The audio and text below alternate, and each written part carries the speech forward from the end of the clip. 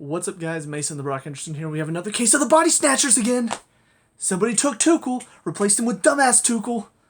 It happened again. Because there's no excuse, there's no explanation that can satisfy me as to why the hell Sarr and Christensen started this match. No explanation whatsoever. Because it makes no sense. I'll even throw Lukaku in on that because there's no reason he should have started over Ziyech or Havertz, even though Havertz deserved a break, or even Pulisic, who has not really been that great this past few games that he's appeared in. There's no reason for any of it. It's all stupid. And it all falls down to coaches' dumb decisions. Honestly, I didn't even want to watch the match when I saw the lineup, but I knew I had to because I do reviews for these games. But I knew we were doomed from the start. If not for the fact that Mount and Verner are in the form of their lives at the moment, this would have been embarrassing. This would have been a rout. We would not have scored a single goal because there was nothing. There was nothing aside from those two tearing it up top. Maybe I'm over-exaggerating a little bit. There were a few other players that did okay. But, I mean, we were going to concede several. When you put Christensen and Sarr together in the back, we're going to concede several. Against Arsenal, yeah, they've not been the best this season, but they've been good enough. I mean, if he does this against Man U in a couple weeks, yeah, we're going to give up more. It doesn't matter how bad Man U are, we're going to give up more. Because Sarr and Christensen are not good enough. I don't know how many times they have to prove that they're not good enough to be on our team, but they did it again today. And I don't understand why Tuchel can't look at this and be like, Christensen's not had a good run of form recently. Like, even in the games where we won and he was playing, he was still just average and still made some mistakes. So maybe I shouldn't play him. And sorry, he's not shown anything really this season. Like, he's not really shown any good moments of quality. And in fact, he was our worst player on a pitch against a championship level side. So maybe I shouldn't play. No. All thought goes out the window. Tuchel goes, oh, no Rudiger today. I'm going to put Christensen and Sarr in defense because that should work. Because Arsenal are on a bad run of form, so they suck. So we could just throw out whoever. I could have played Barkley today. We still should have won. Like, do we not remember what happened last season? Arsenal were on a run of 4 losses last season? And they started Jorginho? Or was that Lampard? I don't remember if Lampard was still in charge at that point. But every single time, every single freaking time, Arsenal are on a bad run of form. We're on a good run of form. Whoever's in charge, whoever the manager is, just goes, and throws the match away. And it happened again today. So, let's go ahead and talk. First, before I get into individuals as well, I do want to reference the penalty at the end. What is the point of VAR if they're not going to overturn obvious non-penalties like that? I mean, Azpilicueta was calling for it because he knew what happened. He felt his arm getting pulled by Saka to make it look like, oh, he's grabbing me, ref, he's grabbing me, as he's pulling his arm around him and then falls. And you watch the replay, and it was even more obvious. I mean, Graham Lasso and Lee Dixon were both just laughing. Like, oh yeah, this should get overturned. And then it doesn't. And don't get me wrong, I mean, even without that penalty, we weren't going to get anything from the match today. So I'm not saying that costs us anything. But what's the point of VAR if you're not going to overturn obvious decisions like that? It seems pretty clear that this is why VAR was introduced because, yeah, from John Moss's position, probably can't see that Saka's actually got a hold of Azpilicueta's arm to make it look like he's grabbing him. He probably can't see that because it's on the other side. So that's where VAR has a better angle and can be like, hey, you need to look at this again. But he just fell asleep, I guess. So just a random little frustration added on to the frustration of everything Tuchel did today. But yeah, so let's go ahead and talk about individuals. Mendy, I mean, he let 4 in, but I don't know how many I can really blame him for because all of them were the result of awful defending. I mean, first Christensen with the terrible giveaway. Second one is just bad defending all around, even in the midfield.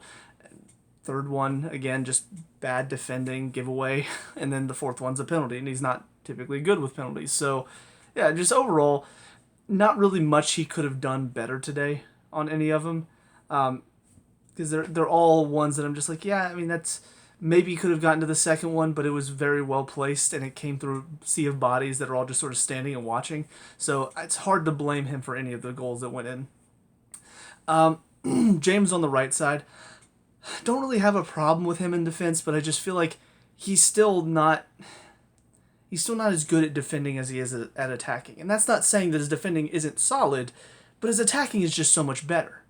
So I don't really understand why Tuchel today, against Palace kind of makes sense because, you worry about the pace of Zaha and James can keep up with him where Spilicueta maybe can't, even though I do think Spilicueta's defending and positioning is solid enough to where he won't have to worry about the pace of Zaha.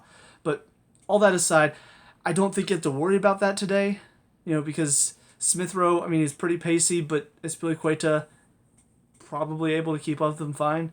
So I just don't really understand why we're not utilizing what we've been lacking on that right side, which is James' ability on the ball. And yes, they did switch it in the second half, but by that point we were already a goal down, and they were going to pack it in, and we didn't really have anybody in the middle that was going to get on the end of one of his crosses. And on top of that, you could tell he hadn't been there all game, because once he started putting in the crosses, they weren't quite the same level that we're expecting, because he's not really been playing out there since he's come back. So yeah, just something to look forward to, hopefully, is him returning to that right wing back spot and bringing what we expect out of him, which is good deliveries and a lot of good attacking quality down the right side. Christensen in the middle. Yeah. So after, an abysmal performance against Real Madrid, a okay performance against Southampton, and then an okay with a caveat of he made a couple dumb decisions at the end of the game against Palace, some reason that was enough to deserve a start over Silva in the middle. And I know there might be some people who are like, well, you aren't in the back room, you aren't at training, you don't know what's going on with Silva, he could be tired. Look, Silva with one leg is miles better than Christensen at full fitness. You cannot tell me that Silva, even if he's not 100%, is not better than Christensen. There are some players that, even if they aren't at 100% fitness, are still better than other players. I mean, look at Kante. Didn't have the best game, but I bet you my life that if Jorginho had started over Kante, he would have been even worse. So there are just some players that, even if they're not 100%, when you're playing against another team that's fighting for a top 4 position alongside you, you're going to play your best team. And Silva over Christensen, no matter the conditions, unless obviously Silva's hurt, but no matter the conditions, you play Silva. There's no excuse for that. And Christensen showed the level of his quality today. The terrible back pass that leads to the goal, and then just the amount of times that he's so disconnected from his defenders, he's not organizing anything, which is something that middle defender's supposed to be doing. There are a couple of chances, the Smith Rowe one late on in the first half, where nobody's stepping to, I think it was, I can't remember whether it was Saka or whether it was Nketiah, but one of those Arsenal front men were just driving at the defense. And this is where Christensen's telling somebody to step, or he's stepping himself to slow it. But nope, backing off. Oh crap, now we're in our 18, and oh crap, now we're all in our 18, and oh crap, now they're just playing around at the top of the box and Smith Rowe has a good chance. It's just, you gotta be better than that.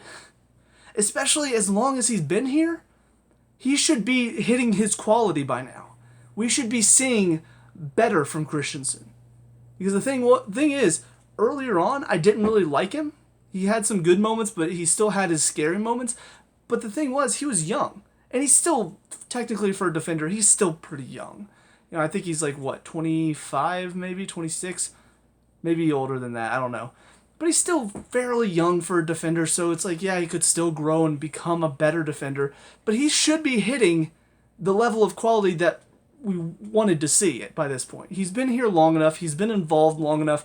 He should be showing more quality than he is. But he's not, because he's not at the level that we all thought he was going to be. So that's just where he is, and I don't want to see him again. I didn't want to see him again after the Real Madrid game, but I saw him twice more following that. And now, third time, and he's getting embarrassed again by a better quality side than Southampton or Crystal Palace. And then we go to Sarr, Arsenal's man of the match. Because, yeah, I mean, I've already made the joke on Twitter, but I'll make it again. It was Sarsenal today, is what it was. Because not only was he at fault for practically every goal, but also he didn't do anything for us that helped us. Like, you really look at every goal. First one, yes, terrible back pass from Christensen, but you know who could have covered for that? If he wasn't jogging for the first part, when he saw that his fellow defender was being put under pressure? You know who could have gotten back behind Nketiah so he didn't have a one-on-one chance against Mendy? Malang Sarr. He's jogging. Oh no, he's under pressure. Let's hope he doesn't lose it. Oh, he lost it. Now I can go. Too late. It's too late at that point. You should have been sprinting to get behind him so you could help cover. The second one. Ball comes out to Saka, and I'll talk about the issues that we had up top first. Or, not first. I'll talk about the issues that led to the ball getting played up there later. But, ball comes out to Saka. Sarr doesn't step to him. Lets him cut inside because he's way off of him. And now Saka has so much room to make anything happen. And yes, there's some other questionable defending that led to Smith Rowe's goal. But it starts when Sarr doesn't step in and make sure Saka doesn't have time and space to run at him. Because as soon as he does that, guess what? You're not going to stop him. Unless you bring him down and get yourself a yellow. Which would have been his first and later would have been sent off. So, it starts from the box where some players didn't challenge, but then it starts from Sarr not doing his job there. Third one, I mean, it's his assist.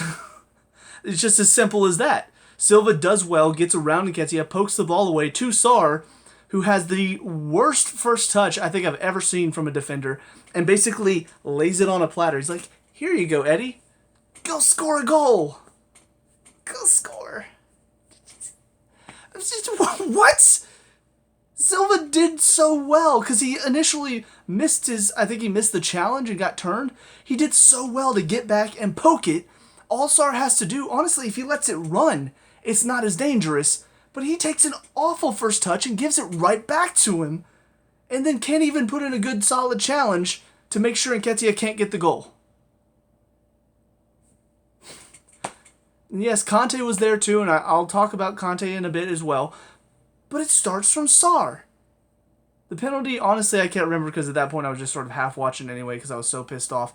But I'm pretty sure the cross came in from, when Azpilicueta dragged him down. I'm pretty sure the cross came in because Sarr didn't do his job defensively and made it easy for the defender to get it across. But, I mean, just overall, you look at that, all the goals, Sarr was involved. All of them. And his defending on the game as a whole was terrible. He's on the same side as Alonso, who's not a good defender already. We know that. We don't expect him to be a good defender. But most of the time, Rudiger's at least there to help cover up any problems that he has. Today, it was Alonso was here. Saka's taken him on time and time again. Where's Sarr? All the way over here. Nearly standing inside the 6. How is that cover? It's supposed to be pressure cover. That's basic defending. Coaches are teaching their 6-year-olds how to do pressure cover. It's so simple. And he's all the way over here, not supporting Alonso at all. So when Saka gets past him, cuts it inside, guess who's not there to cover for him and block the shot or block the cross? Sarr. Oh, God. Could have gotten himself sent off, too, because it was a stupid challenge on Cedric that thankfully, referee decided to be nice and not give him a second yellow, but he could have gotten himself sent off. So it was just a masterclass in how to not defend or how to, attack for the other team, if we're being honest. So but again, even before this match, though, if you had told me that Sarr was going to start today, I would have laughed in your face because there was no way for me, that Sarr should have been starting over Chalobah, over Silva. There's no way in hell that Sarr should have been starting this game. I don't know where this whole myth that Chalobah's having a bad run of form right now. I don't know where this myth has been propagated that even Tuchel's like, yeah, he was in a bad run of form, that's why he's not been playing. What? Is it because he made a couple mistakes in the few games? He made a few mistakes. He had a couple bad touches. He gave away the ball a couple times. A couple times in a game. All the rest of his defending was perfectly fine. Against Luis Diaz, who's lighting up the league right now. Yeah, he got the better of him a few times, but Chalobah still held him quiet. He didn't score in the game against us in the Carabao Cup final. Because Chalobah, for the most part, kept him out of the game. Except for a few times. If we're really going to put those mistakes on Chalobah, then why are Christensen and Sarr starting then? Because they've been doing this for a while. This is not new for either of them.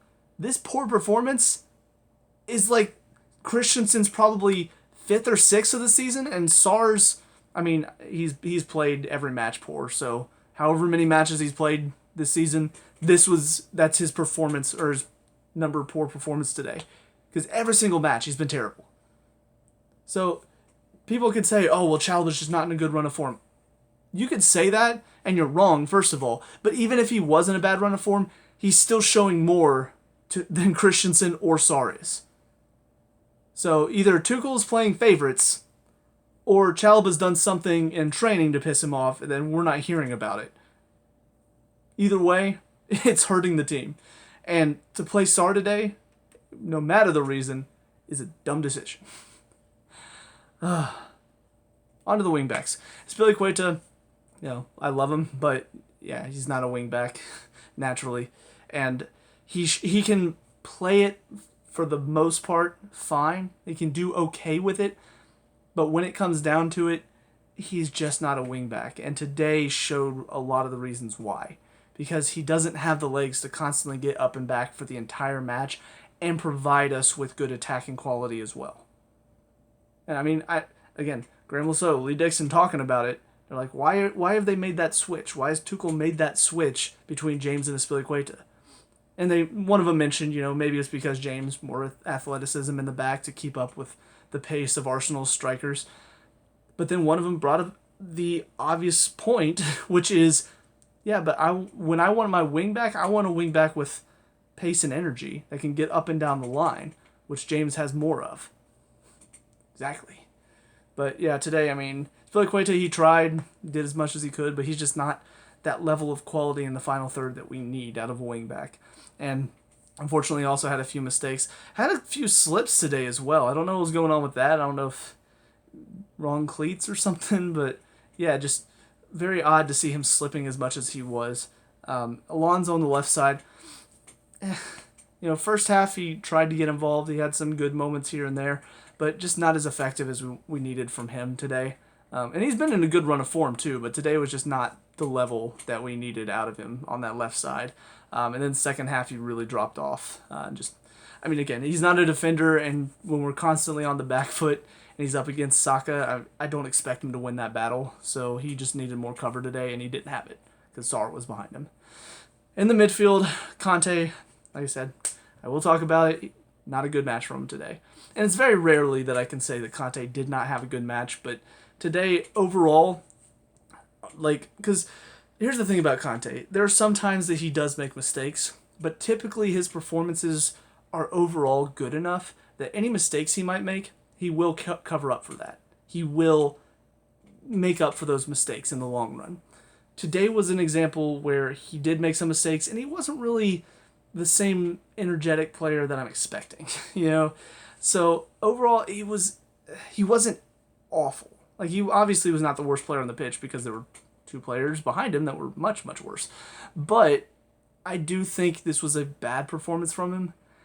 And I'm not saying Jorginho would have been better because he wouldn't have been, because the match was too high pace, high energy for Jorginho today. So anybody that's like, oh, Jorginho should have started, no, you don't know what you're talking about. But that definitely did hurt us today to not have the same level of energy out of Kante that we expect. However, on the opposite side, Loftus-Cheek, I thought had a lot of energy today, and his first half performance was fantastic. I remember, I think he won the ball back that led to the first goal from Verner, but he was just very energetic today in the first half, really trying to make things happen, busting it. So I was impressed with his first half performance. Second half got a little bit slower, and maybe just legs started to take effect. But I'll say I appreciated his first half performance enough to not hold the second half against him when he did have those issues, when he was a little bit slower. Because, again, I mean, you can't play at that high of a level for that long, especially, because he's not been featuring a whole lot this season. Now he's been playing a lot of matches back to back to back and a lot of minutes. I would expect his legs probably to go a little bit.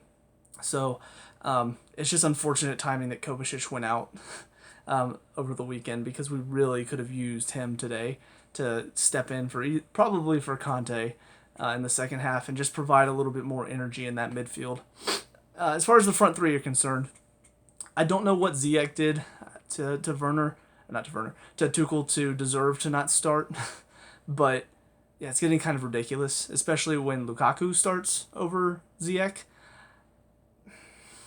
And don't get me wrong, I get that Ziyech is not... He's not a front three in this system. He prefers to be out wide, which most of the time it's your wing backs that are providing the width in this system. So he does sort of crowd the area a little bit when he's playing on the wings. But he's still a better player than Lukaku.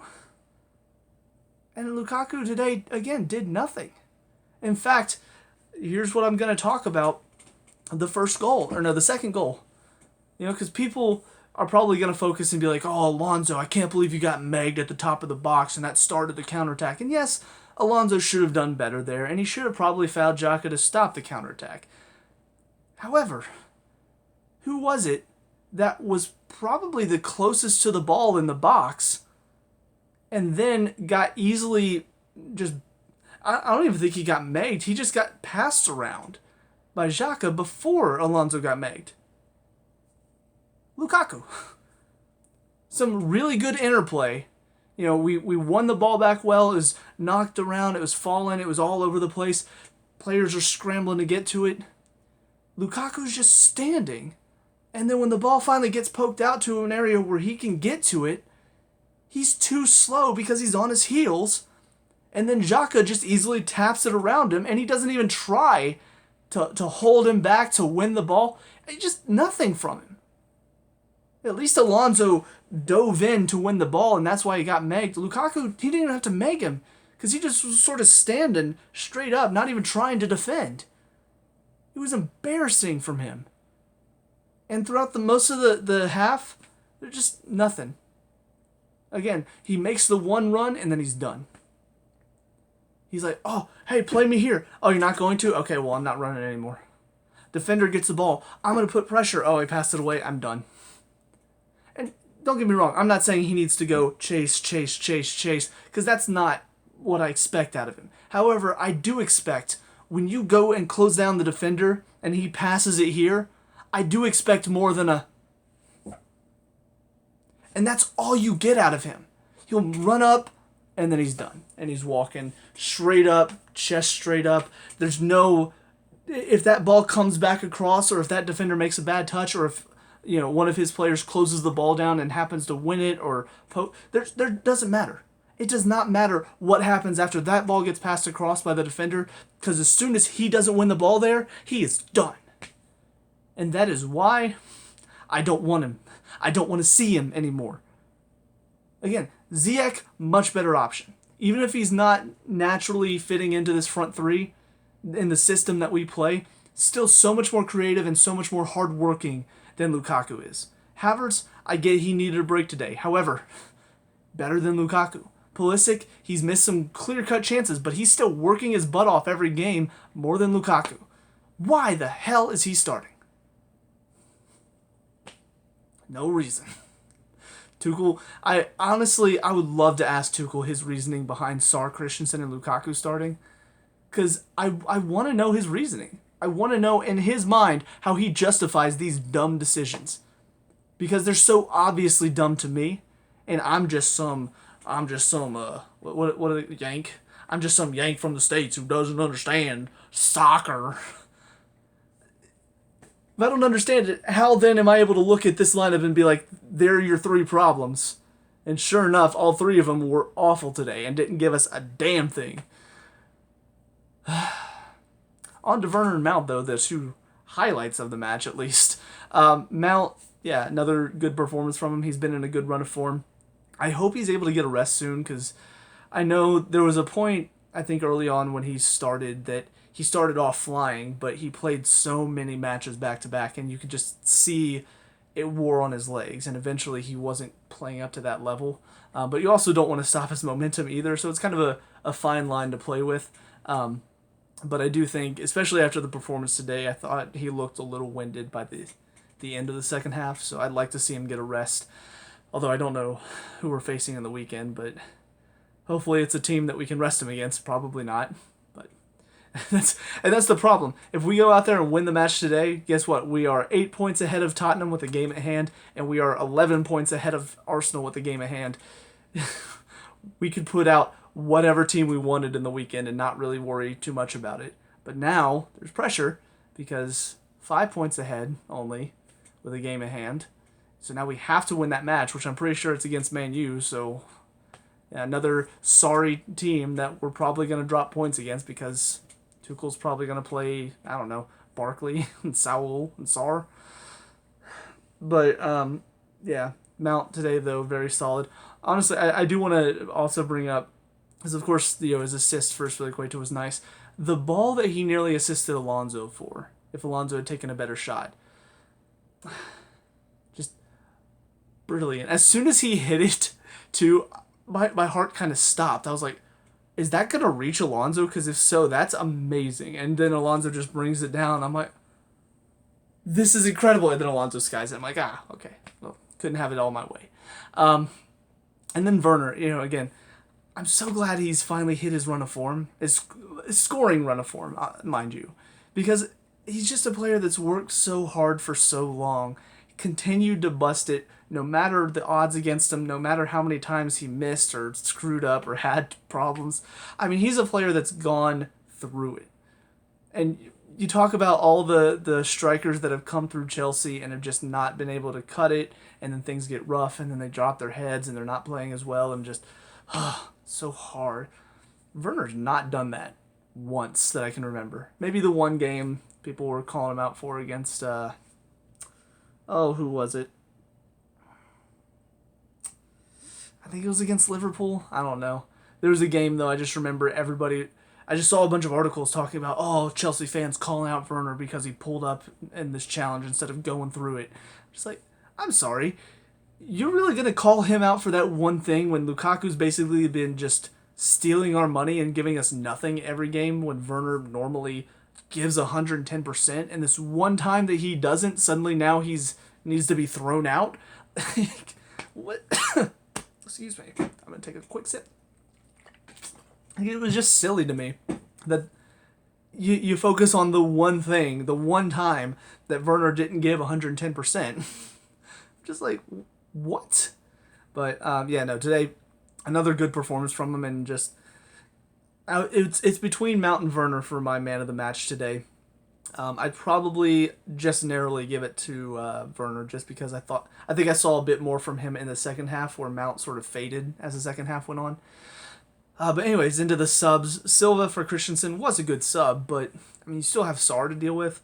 And honestly, I kind of would have preferred to see Sarr come off and Christensen push to the left rather than Christensen come off. Because, again, Christensen was bad, but Sarr he's not a Premier League or Championship level player. He is a League 1, League 2, maybe. Some games I question if he's even good enough for League 1. So I would have preferred to see that sub made instead of Christensen coming off, because it's like choosing between do you want to be stabbed to death once and like you're killed, or do you want to be stabbed to death slowly 100 times?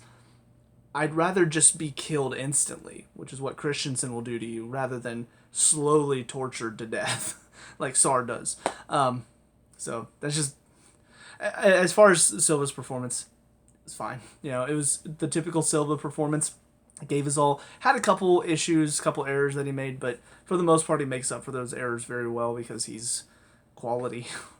I really hope that he's able to keep this quality up next season, especially because who knows what's happening with our defense now. If Christensen goes, that's what I want to see. But yeah, I mean, with Rudiger possibly going and Azpilicueta possibly going, we need Silva to stay at the same level to make sure that our defense doesn't implode next season. Who's the next one?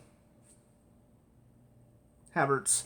Havertz came on for Lukaku, and honestly, that's when we did start to pressure them a bit more. And honestly, we could have had a few that could have equalized after they scored the third.